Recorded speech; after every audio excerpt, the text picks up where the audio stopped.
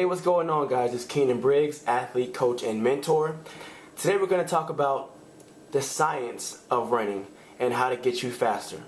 So for starters, you have a spring.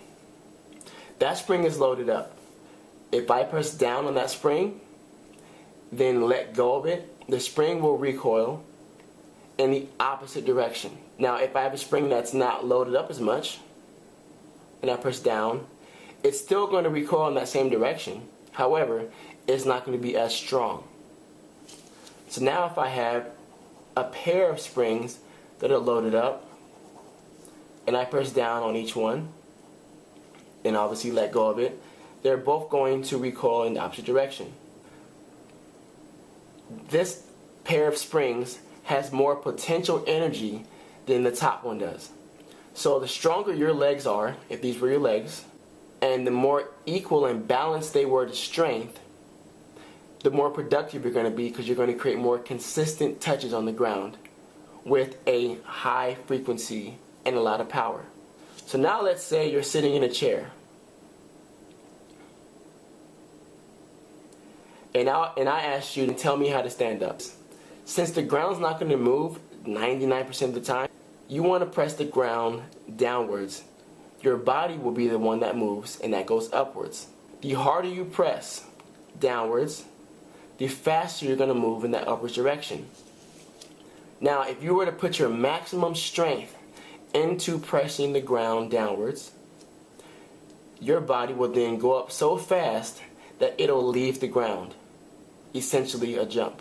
So now, here's person A and person B. Between these two people, if they both jumped as high as they could, person B would be the person that's able to generate more force, because person B has traveled more distance. Now, if you were to put this same concept to a horizontal movement, person B would cover more distance per stride, which means they would have less steps to take to cover the same amount of distance as person A would. There are three phases of your run. The first part of it is your drive phase, like driving a car.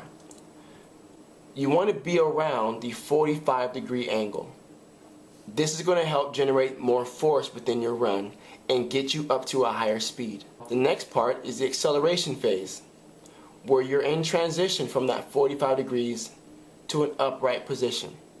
This part is where most athletes make the mistake. Staying patient within this position will allow your speed to increase. Now, your top end speed is where you're upright, and all you're doing is maintaining your cadence, your rhythm, and also your position and posture. Science will do its job within this phase.